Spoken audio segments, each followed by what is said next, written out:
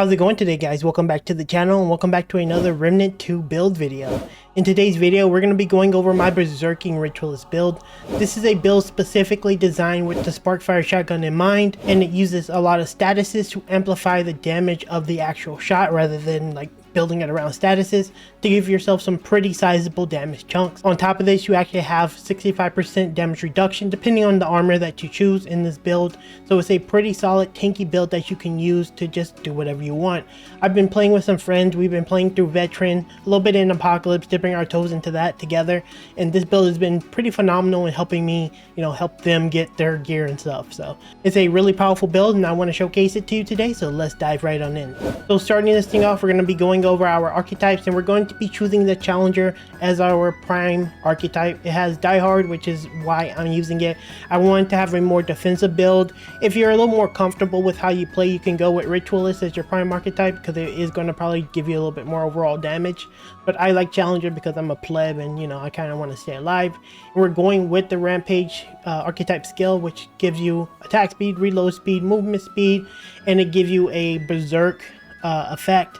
And for some reason with the Sparkfire Shotgun and most shotguns that I've tested, you actually are able to get this buff really fast. So yeah, it's a really solid option, and you're going to be berserking and shooting like a maniac, so it's really cool. Over on our secondary archetype, we're going to be using the Ritualist, and we're going to be using Miasma. Miasma will apply pretty much 4 statuses: Bleed, Burning, Overload, and Corroded for some pretty sizable damage. It's not really that important that we have that damage, but what's important is applying the statuses.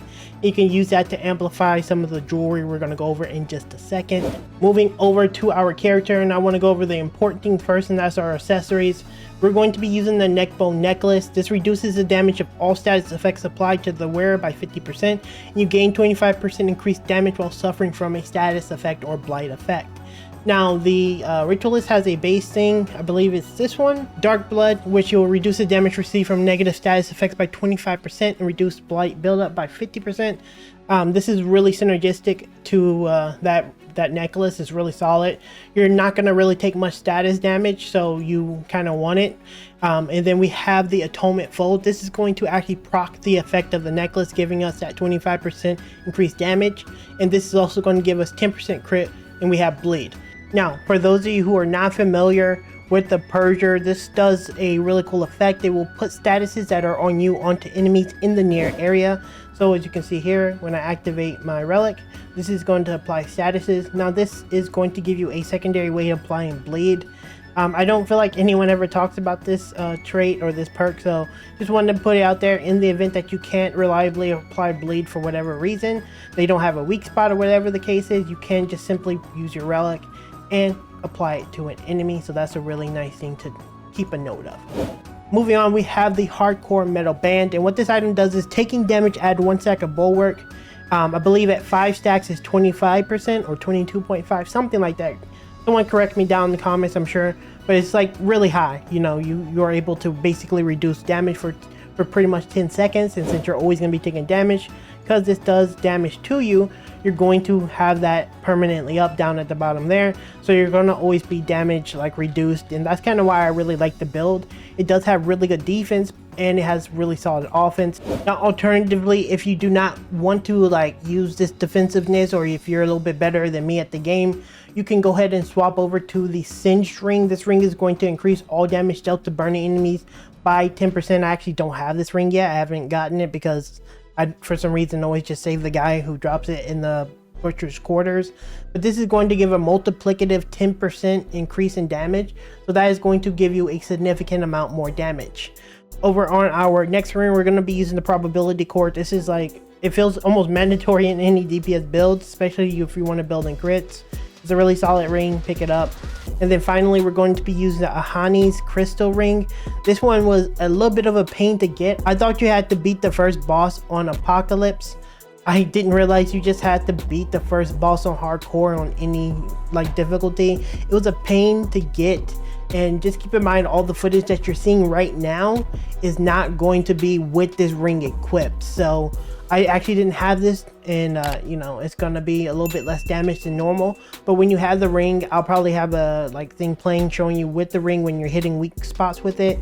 It's pretty sizable amount of damage. This is a really good multiplier, and if you're going to be playing this build, I feel like this one is absolutely mandatory because it gives so much to it. Now, going over our weapon setup, this is fairly important to the build because this is going to be a alternative way for you to apply all the statuses without having to be fully reliant on miasma.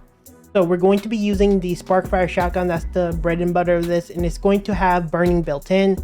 It's going to have overflow, which is going to provide us with overloaded, and then we're going to have twisting wounds on this, and this is basically going to give you bleed whenever you hit a weak spot. This is going to be a little bit hard to do on things without weak spots, but as long as you crit, you'll be able to get it, so it's not too bad.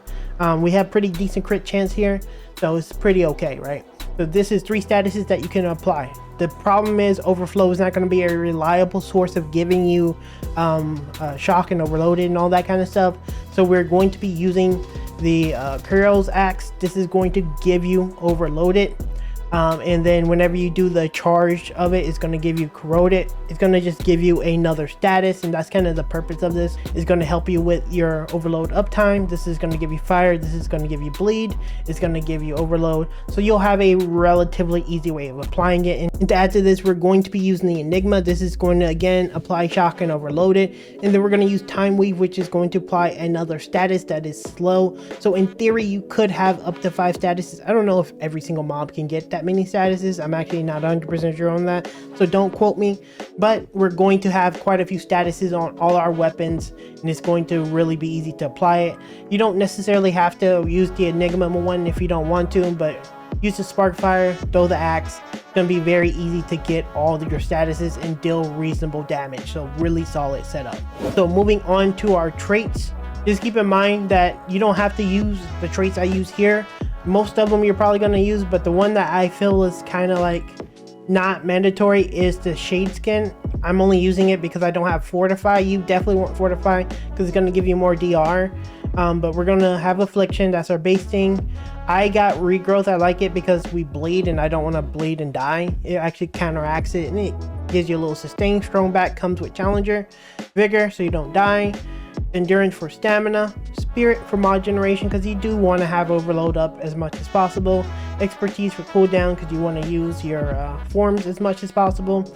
I have amplitude because, again, if we're playing Ritualist, look at this AoE. It is not balanced. I don't. That's a crazy AoE, and I think that really helps it get a lot more AoE. We have Barksian for 10% DR, and we're going to go over our DR stat in just a second. But we really want that to get a little bit of extra DR. We talked about Shade Skin. I don't think you should have this, but it's the best I have. And then we have Lifesteal from Siphoner. There's some other ones. I think there's one that reduces the spread on your shots. I don't know if I have that. That one's pretty decent because I actually kind of have a hard time always hitting the weak spot with the shotgun sometimes. So it's probably worth getting, but that could be another option.